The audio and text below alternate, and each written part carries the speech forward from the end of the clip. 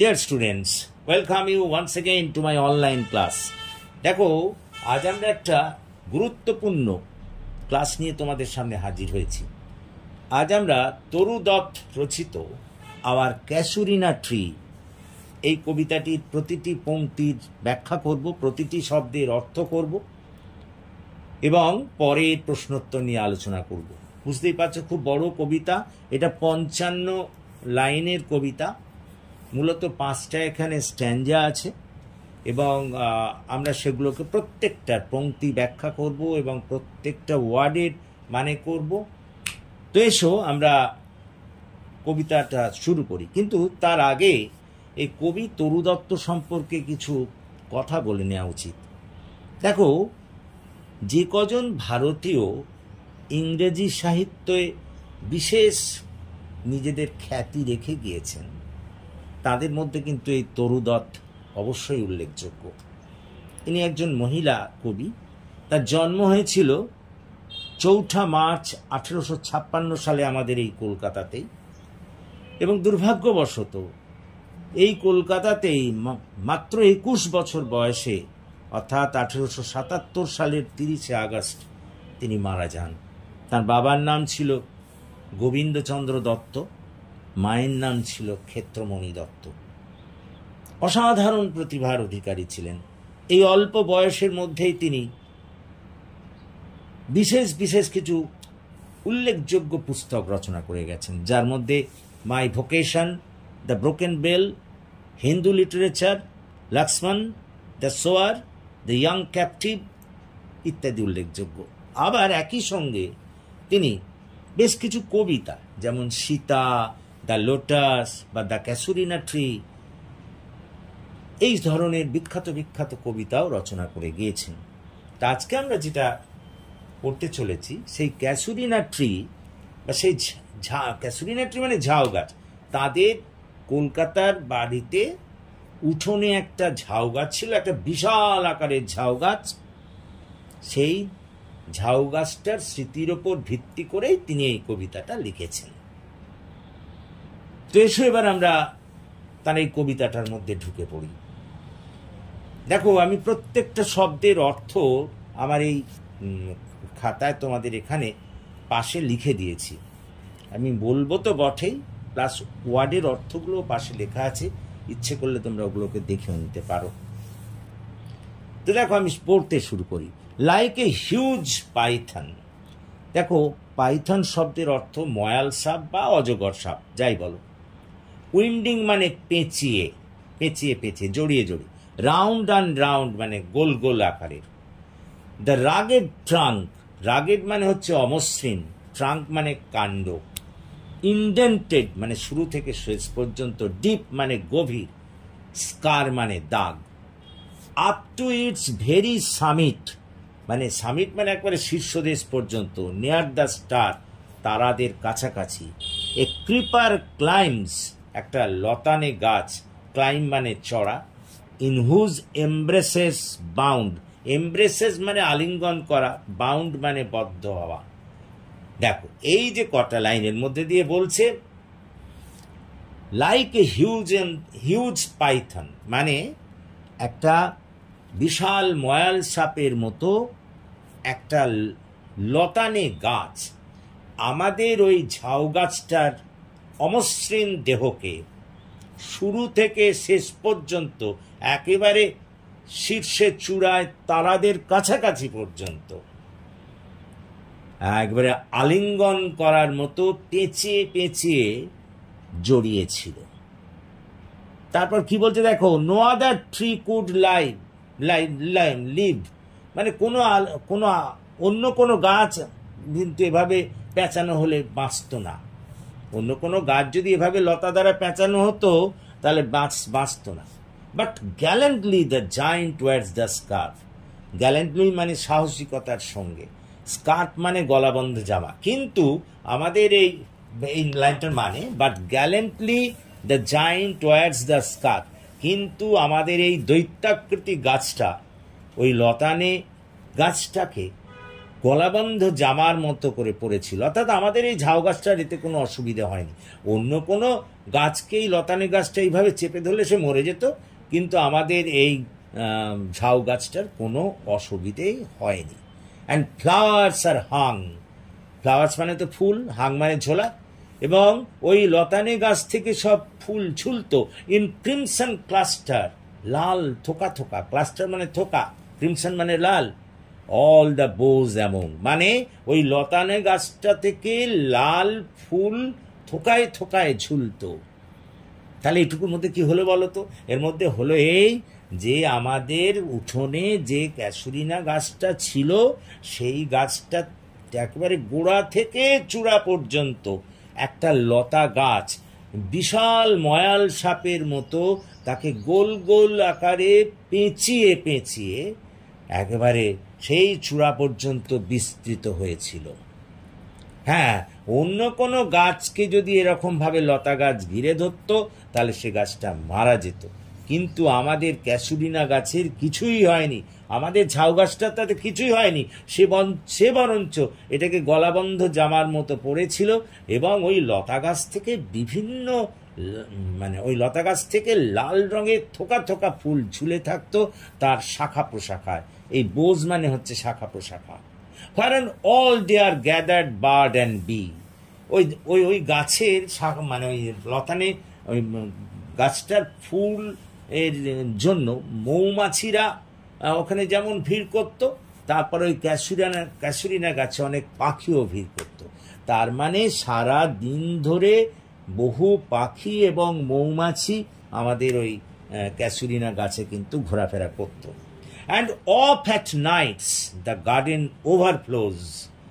হ্যাঁ, and off at nights, রাত্রিবেলা যখন ওই মানে সব চারদিক শুনশান হয়ে যেত, দ্য গার্ডেন ওভারফ্লোজ, বাগানটা কিন্তু একেবারে পুরোপুরি ভেসে যেত কিসে? With one sweet song that seems to have no close. হ্যাঁ, মানে তখন সব শুনশান চারদিক, কিন্তু আমাদের বাগান থেকে একটা সুন্দর গানের সুর একেবারে মানে ভাসিয়ে তুলতো আকাশ বাতাসকে, যার সুরের যার সুর দেখে শুনে মনে হতো যার কোনো শেষ নেই। নো ক্লোজ মানে শেষ নেই। Sang darkling from our tree while men repose, মানুষরা যখন ঘুমোচ্ছে তখন কোনো পাখি ওই অন্ধকারাচ্ছন্ন গাছ থেকেই ওই গান গাইতো, এবং তার সুরেই গোটা অঞ্চল একদম ভেসে যেত। তাহলে এই গোটা প্যারাগ্রাফটার মানে কি হলো? মানে হলো যে আমাদের ঝাউ গাছটাকে একটা ময়াল সাপের মতো বিশাল লতা গোড়া থেকে চূড়া পর্যন্ত একেবারে গোল গোল করে তাকে পেঁচিয়েছিল। হ্যাঁ, অন্য কোনো গাছ হলে এই ধরনের পেঁচানোর জন্য সে মরে যেত, কিন্তু আমাদের ওই ক্যাসুরিনা গাছের কোনো ক্ষতি হয়নি। হ্যাঁ, বরঞ্চ সে ওই লতানে গাছটাকে গলাবন্ধ জামার মতো করে পড়েছিল, এবং ওই লতা গাছ থেকে লাল লাল থোকা থোকা ফুল একেবারে ছড়িয়ে থাকতো শাখা প্রশাখায়, এবং সারা দিন ধরে বহু পাখি এবং মাছি আমাদের ওই গাছের আশপাশে ঘুরে বেড়াতো। তারপর যখন রাত হতো, চারদিক শুনশান হয়ে যেত, তখন ওই গাছ থেকেই একটা পাখি এমন সুন্দর মিষ্টি গান গাইতো যে মনে হতো তার কোনো শেষ নেই। মানুষরা যখন সবাই রাত্রে বিশ্রাম নিচ্ছে, তখন অন্ধকারাচ্ছন্ন বাগানের ওই গাছ থেকে সে ডাকতো এবং গোটা অঞ্চলটাকে সুরের জগতে নিয়ে চলে যেত, সুরে ভাসিয়ে তুলত। তারপরে কি বলছে দেখো, when first my casement is wide open thrown at dawn, my eyes delighted on its rest.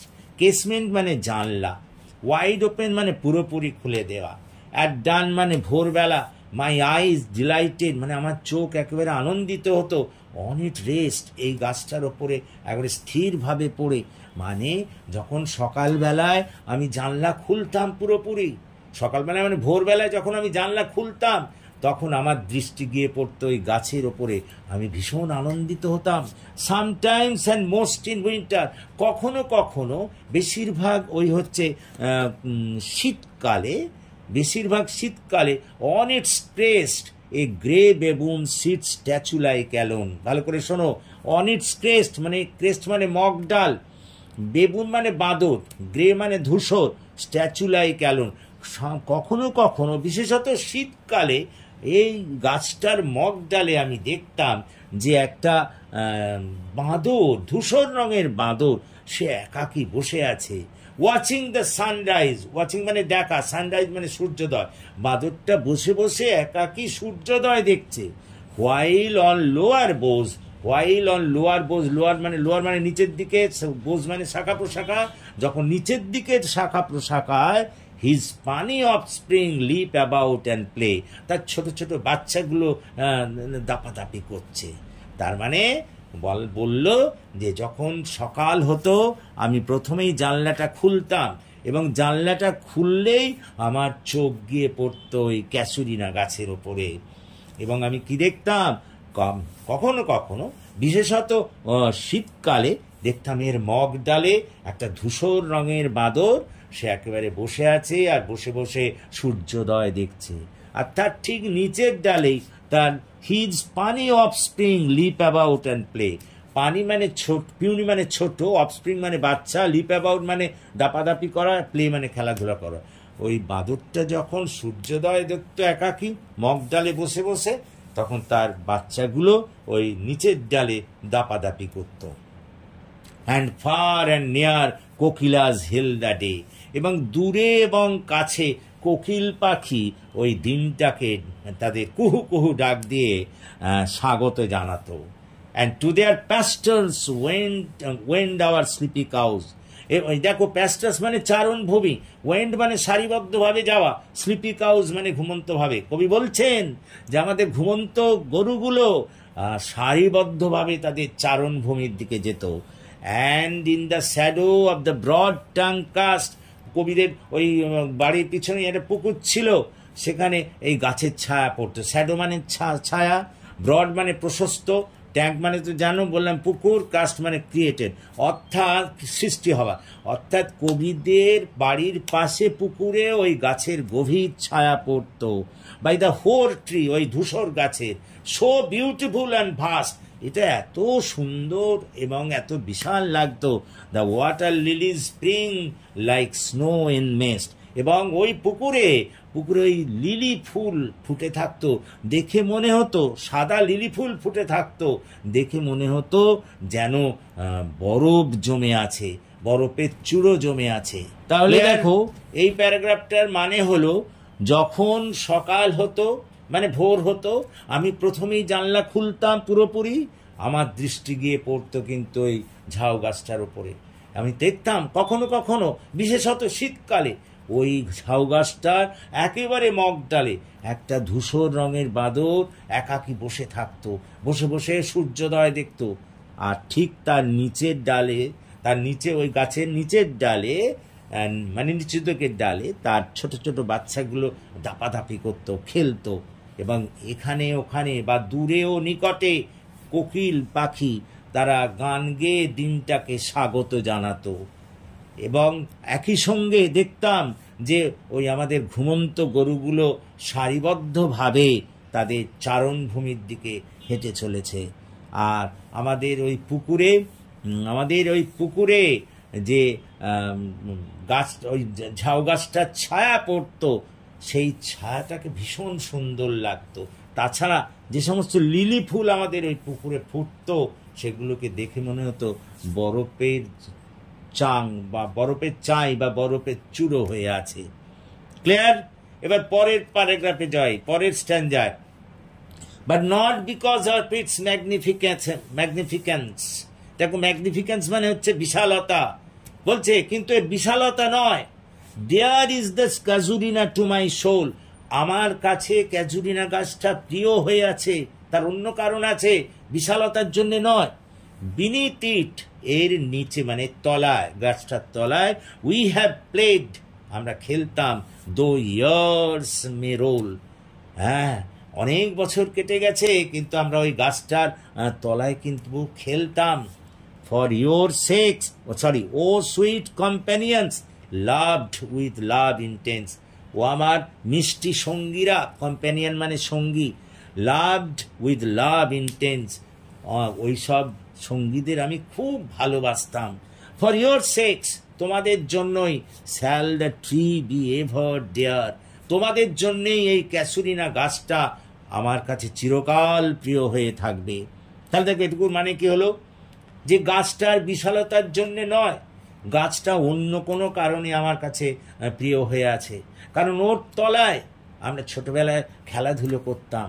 আমার সেই সব সঙ্গীরা যাদের আমি খুব ভালোবাসতাম, ওহে আমার সঙ্গীরা, তোমাদের জন্যেই এই গাছটা আমার কাছে চিরকাল প্রিয় হয়ে থাকবে।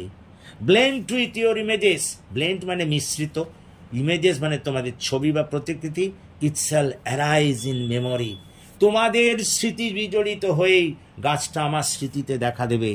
Till the hot tears blind mine eyes, কতক্ষণ পর্যন্ত, যতক্ষণ না আমার টাটকা চোখের জল পড়ে তোমাদের জন্যে।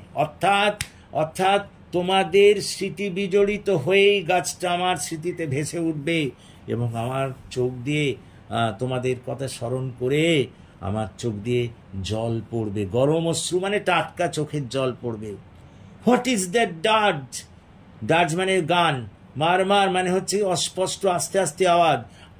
What is that dirge like murmur that I hear, ওই একটা গান, অস্পষ্ট আস্তে আস্তে গান আমি কি শুনতে পাই।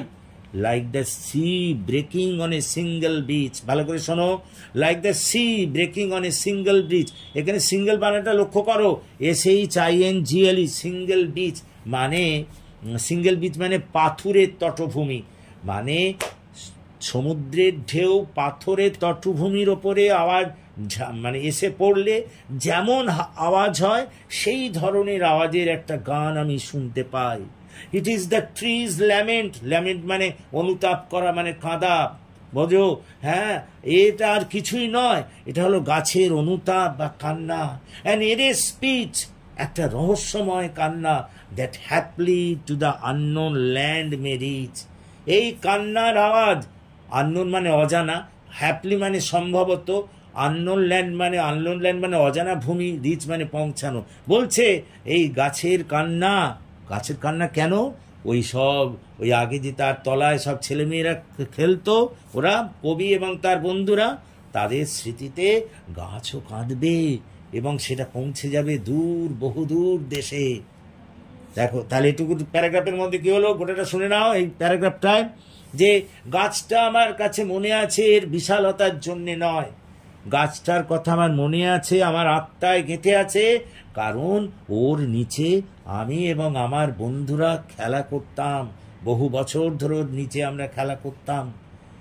ও তারপর কবি বলছেন, ও আমার মিষ্টি বন্ধুরা, তোমাদের আমি খুবই ভালোবাসতাম, তোমাদেরই জন্যে এই গাছটা আমার কাছে চিরকাল প্রিয় হয়ে থাকবে, এবং তোমাদের স্মৃতি বিজড়িত হয়েই, তোমাদের স্মৃতির সঙ্গে জড়িয়েই গাছটা আমার স্মৃতিপটে ভেসে উঠবে, যতক্ষণ না পর্যন্ত আমার চোখ দিয়ে ওই অশ্রু বা চোখের জল পড়ে। তারপর একি একটা গানের মতো আমি অস্পষ্ট আওয়াজ শুনতে পাচ্ছি, এটা আর কিছুই নয়, এটা হচ্ছে গাছটা কাঁদছে। এবং সেই কান্নাটাকে কবি তুলনা করেছেন যে পাথুরে ভূমির ওপরে সমুদ্রের ঢেউ এসে পড়লে যেমন হয়, সেই ধরনের একটা অস্পষ্ট স্বরে গাছটা কাঁদছে। সম্ভবত এই কান্নার আওয়াজ দূর দূর দেশ পর্যন্ত পৌঁছে গিয়েছে। অর্থাৎ দেখো, কবি তখন তো ফ্রান্সে ছিলেন, তখন তিনি এটা লিখেছিলেন, ন্যাচারালি কবির কাছেও সেই কান্না পৌঁছে গিয়েছে। এবার এসো আমরা ফোর্থ স্ট্যান্ডার্ড চলে যাই। unknown yet well known to the eye of faith, দেখো এটা অজানা, কিন্তু আই অফ ফেথ মানে বিশ্বাসের চোখে, বিশ্বাসের কাছে, আমার বিশ্বাসের চোখের কাছে এটা কিন্তু একদম পরিচিত। আমি তো ব্যাপারটা জানি, অন্য লোকের কাছে এটা বুঝতেই পারবে না তারা, যে গাছ আবার কাটছে কি ব্যাপার, তারা বুঝতে পারবে না, কিন্তু এটা আমার কাছে পরিচিত, আমি জানি। oh, I have heard that well far and far away. আমি বহু দূর দূর থেকে গাছের ওই কান্নার আওয়াজ শুনেছি। In distant lands, বহু দূরতে, বহু দূরভূমিতে, by many a sheltered bay, when slumbered in his cave the water wraith. ভালো করে শোনো, এই দেখো শেল্টার্ড বে মানে 3 দিক দিয়ে ঘেরা, স্থলভূমি দিয়ে ঘেরা জলাভূমি, তাকে শেল্টার্ড বে বলে। স্লাম্বার্ড মানে ঘুমানো, কেভ মানে গুহা, ওয়াটার রেথ মানে জলে ভূত, বোঝার চেষ্টা, রেথ মানে ভূত অ্যাকচুয়ালি। বলছে যে অন্যদের কাছে এই গাছের কান্না অজানা বলে মনে হতে পারে, কিন্তু আমার বিশ্বাসের চোখের কাছে এটা কিন্তু খুবই পরিচিত। হ্যাঁ, আমি এটা অনেক দূর দূর থেকে এটাকে শুনতে পেয়েছি। হ্যাঁ, এবং মনে হয়েছে জলের মধ্যে যে সমস্ত ভূত লুকিয়ে ঘুমন্ত অবস্থায় থাকে, and the waves gently kissed the classic shore of France and Italy beneath the moon, when earth lay tranced in dreamless swoon. ভালো করে শোনো কি বলছে, যে যখন আমি আমি আমি এটাকে বহু দূর দূর দেশে, কোথায় দূর দেশে, কখনো ইটালিতে, কখনো বা ফ্রান্সে, আমি চাঁদের আলোর তলায়, আমি যখন ওই সাগরের ঢেউ এসে তটভূমিতে আছড়ে পড়েছে, মনে হয়েছে যেন জলের ভূতগুলো সেখানে এসে ধাক্কা খাচ্ছে। কথাটা বোঝার চেষ্টা করো। আমি তার মধ্যে দিয়ে কিন্তু উত্তেজিত হয়ে উঠেছি, আবেগপ্রবণ হয়ে উঠেছি ওই গাছের কান্না শুনে। And every time the music rose, যখন সব সময় এই কি হতো, এই সঙ্গীতের সুর আমি শুনতাম, before me mine inner vision rose a form sublime, তখন আমার অন্তর্দৃষ্টিতে ওই গাছের কথা মনে পড়তো। And thy form, O tree, as in my happy prime. ও গাছ, যেমন আমার যুবা বয়সে তোমাকে আমি দেখেছিলাম, সেই রকম ভাবেই তুমি আমার স্মৃতিতে ভেসে উঠতে। I saw thee in my own loved native clime. আমি আমার স্বদেশ ভূমিতে তোমাকে যেমন দেখেছিলাম, এই দূর দেশেও তোমার সেই স্মৃতি, তোমার সেই রূপ আমার সামনে ফুটে ওঠে। তার মানে কি বলছেন শোনো, কবি তো বলছেন যে গাছটা তাদের জন্য কাঁদছে। এই প্যারাগ্রাফে বলছেন যে অন্যের কাছে এটা অজানা হতে পারে, কিন্তু আমার বিশ্বাসের চোখের কাছে এটা পরিচিত। আমি দূর দূর দেশ থেকে আমি এই কান্নার আওয়াজ শুনেছি। জলের ওই জলাভূমির থেকে ভূত যেমন মাঝে মাঝে বেরিয়ে আসে, তেমনই ভাবে এই সমস্ত জিনিসগুলো আমাকে যেন ধাওয়া করে বেরিয়েছে। এবং কি ফ্রান্স, ইটালির ওই এতে তীরভূমিতে বসেও চাঁদের আলোর নিচে আমি এই সমস্ত ওই কান্নার আওয়াজ শুনে মাঝে মাঝে উত্তেজিত হয়ে উঠেছি, আবেগপ্রবণ হয়ে উঠেছি। কার কান্নার আওয়াজ? ওই গাছের কান্নার আওয়াজ। এবং সব সময় যখনই ওই সঙ্গীত বা গানের সুর ভেসে উঠেছে, আমার অন্তর্দৃষ্টিতে ওই গাছের চেহারাটাও ফুটে উঠেছে, যে চেহারায় আমি তাকে আমার স্বদেশ ভূমিতে যুবা বয়সে আমি দেখেছিলাম। তারপর পরের প্যারাগ্রাফ, নেক্সট লাস্ট প্যারাতে কি বলছেন দেখো কবি, therefore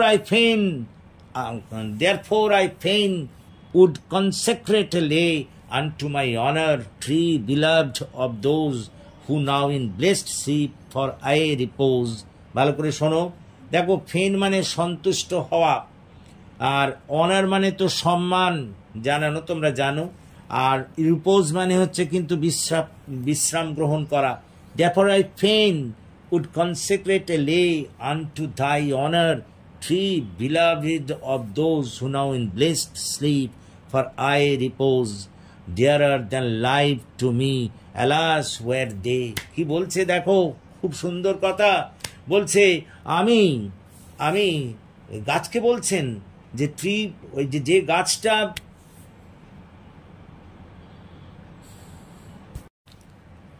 চলো আমরা শেষ প্যারাগ্রাফে কবি কি বলছেন দেখি। বলছেন therefore I fain FAIN, ফেন মানে হচ্ছে সন্তুষ্ট হওয়া, consecrate a lay unto thy honor, তোমার সম্মানে আমি সন্তুষ্ট হয়ে তোমার সম্মানে তোমার উদ্দেশ্যে আমি একটা গান গাইতে চাই। beloved of those who now in blessed sleep, যারা এখন ওই সব আমার প্রিয় বন্ধুরা যারা এখন কি বলতো ঘুমিয়ে আছে, ফর এ রিপোজ, তারা বিশ্রামের মধ্যে আছে।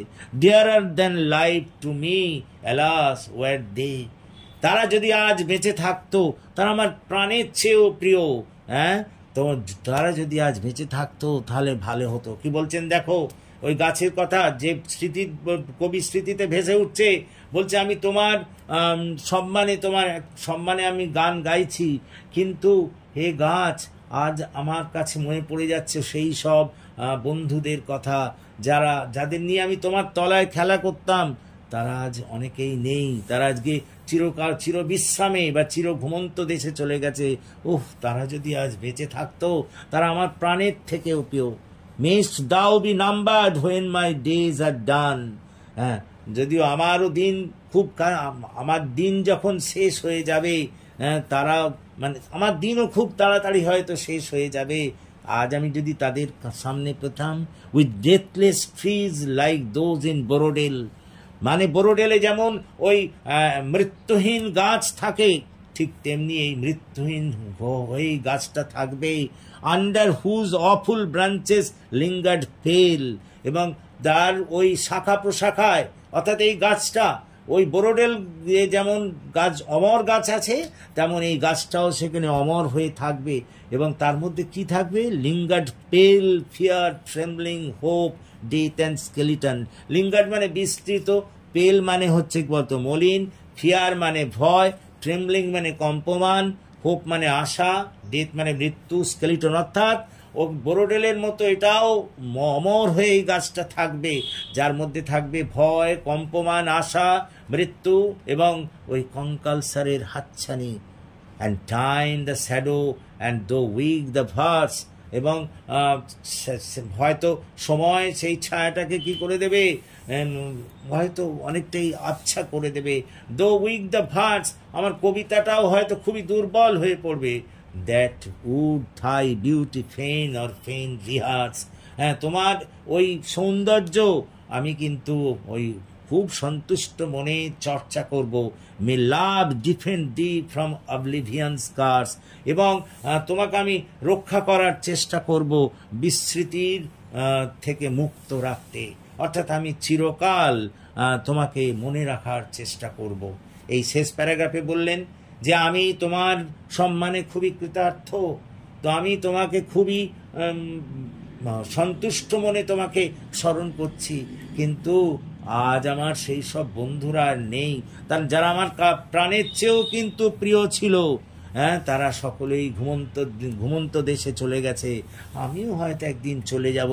কিন্তু হে অমর গাছ, তুমি ওই বোরোডেলের যেমন গাছেরা অমর হয়ে থাকে, তুমি সেখানে থাকবে কিরকম ভাবে না, ভয়, কম্পমান, আশা, মৃত্যু এবং তার কঙ্কালসার চেহারা নিয়ে। এবং হয়তো অনেকটা কিছু আবছা হয়ে যাবে, আমার কবিতাও হয়তো অনেক অস্পষ্ট এবং দুর্বল হয়ে পড়বে, কিন্তু তোমার ওই সৌন্দর্যকে আমি কিন্তু চর্চা করব। এবং আমার ভালোবাসা তোমাকে আমার বিস্মৃতিতে অন্তরালে যেতে দেবে না, তোমাকে আমার স্মৃতিপটে জাগিয়ে রাখবে। তাহলে দেখো, এটাই হলো কিন্তু পুরো কবিতার পুরো কবিতার লাইন বাই লাইন ব্যাখ্যা। তার মানে সোজা কথায় আমরা যদি ভাবি এরকম, যে কবিদের উঠোনে যে ক্যাসুরিনা গাছটা ছিল, সেটা একটা বিশাল বড় ক্যাসুরিনা গাছ বা ঝাউ গাছ, তাকে গোড়া থেকে শেষ পর্যন্ত একটা লতা পেঁচিয়ে পেঁচিয়ে উঠেছিল একেবারে মগডাল পর্যন্ত। অন্য কোনো গাছ হলে কিন্তু ওই লতার চাপে মরে যেত, যদিও আমাদের ঝাউ গাছটার গায়ে একটা গভীর ক্ষতচিহ্নের মতো দাগ হয়েছিল ওই লতার পেঁচানোর ফলে, কিন্তু তার কোনো কষ্ট হয়নি। শেষে ওই লতাটাকে একটা গলাবন্ধ জামার মতো করে পড়েছিল। ওই লতা গাছে যখন ফুল ফুটতো, ওই বিভিন্ন পাখি, মৌমাছি গোটা বাগানে সব সময় গোটা দিন ভোর তারা ঘুরে বেড়াতো। তারপর দিনের বেলা যখন সব কিছু তারপর রাত্রিবেলা যখন সব শুনশান হয়ে যেত, তখন ওই গাছ থেকেই অন্ধকারাচ্ছন্ন রাতে একটা পাখির মিষ্টি ডাক গোটা অঞ্চলটাকে যেন ভাসিয়ে তুলত। তারপর যখন সকাল হতো, আমি জানলা খুলতাম, তখন জানলা খুলেই আমার প্রথম দৃষ্টি পড়তো গাছটার ওপরে। কখনো কখনো বিশেষত শীতকালে আমি দেখতাম এর মগ ডালে একটা বাঁদর একাকী বসে আছে এবং বসে বসে সে সূর্যোদয় দেখছে, আর তার ঠিক নিচের ডালে তার ছোট্ট ছোট্ট বাচ্চাগুলো দাপাদাপি এবং খেলাধুলো করছে। তারপর আরও দেখতাম যে আমাদের ঘুমন্ত গরুগুলো তারা তাদের চারণভূমির দিকে সারিবদ্ধভাবে চলেছে, এবং আমাদের এই বাড়ির পাশে যে পুকুর ছিল সেই পুকুরে ওই ঝাউ গাছটার একটা বড় ছায়া, বিশাল ছায়া পড়তো এবং সুন্দর লাগতো। আর সঙ্গে সঙ্গে যে সমস্ত সাদা লিলি ফুলগুলো ওই পুকুরে ফুটে থাকতো সেগুলোকে ওই বরফের স্তূপের মতো লাগতো। তারপরে স্ট্যান্ডায় আমরা দেখি কবি বলছেন যে না, গাছের বিশালতার জন্য, এর বিশালতার জন্য এই গাছটার স্মৃতি আমার মধ্যে নেই, আছে অন্য কোনো কারণে। এটা আমার আত্মায় গেঁথে আছে এর স্মৃতি, কারণ এর তলায় আমরা বন্ধুরা ছোটবেলায় বহুদিন ধরে খেলাধুলো করতাম। ও আমার সঙ্গীরা, তোমাদের আমি কতই ভালোবাসতাম। তোমাদের জন্যেই এই গাছ আমার কাছে চিরকাল প্রিয় হয়ে থাকবে। তোমাদের স্মৃতি বিজড়িত হয়েই এই গাছ আমার স্মৃতিতে জেগে উঠবে, যতক্ষণ না আমার চোখ দিয়ে গরম অশ্রু বা গরম চোখের জল বা টাটকা চোখের জল পড়ে। তারপর কি শুনছি, একটা গানের মতো অস্পষ্ট আওয়াজ, ওই পাথরে ভূমির ওপরে সমুদ্রের ঢেউ এসে পড়লে যেমন আওয়াজ হয় তেমন একটা আওয়াজ যে আমি শুনতে পাচ্ছি।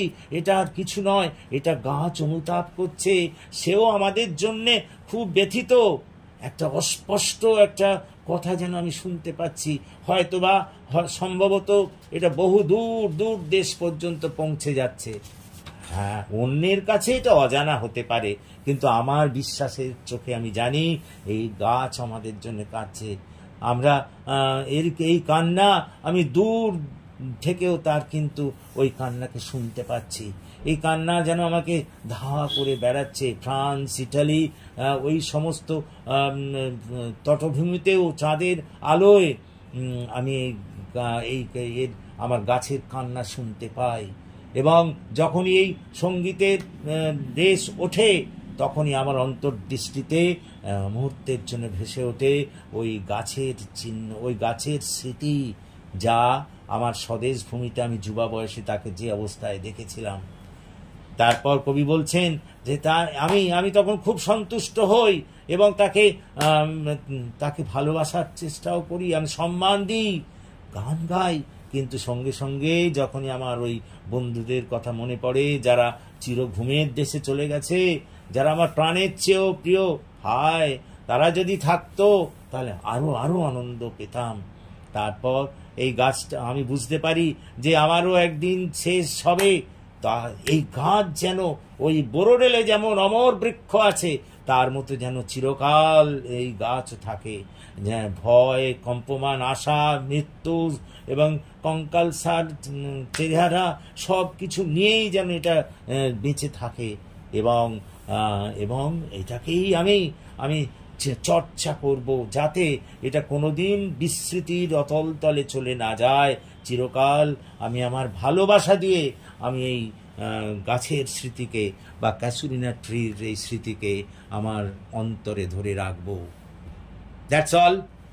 দেখো, একটু বড়, কিন্তু এইভাবেই যদি পড়ো তাহলে এটা কিন্তু সম্পূর্ণরূপে বুঝতে পারবে, এবং আশা করি তোমরা বুঝতে পেরেছো। এবং যদি বুঝতে পারো তাহলে প্লিজ আমার এই ক্লাসের কথা তোমাদের বন্ধুবান্ধবদের মধ্যে শেয়ার করো। এবং আরও যে কথা বলতে চাই সেটা হচ্ছে এই যে যারা এখনো পর্যন্ত আমার এই চ্যানেলটিকে সাবস্ক্রাইব করোনি, প্লিজ সাবস্ক্রাইব মাই চ্যানেল। আমাকে এগিয়ে আসতে সাহায্য করো যাতে আমি তোমাদের আরও বেশি করে কাজে লাগতে পারি। So that's all for this day. Thank you for watching and listening. So have a good day.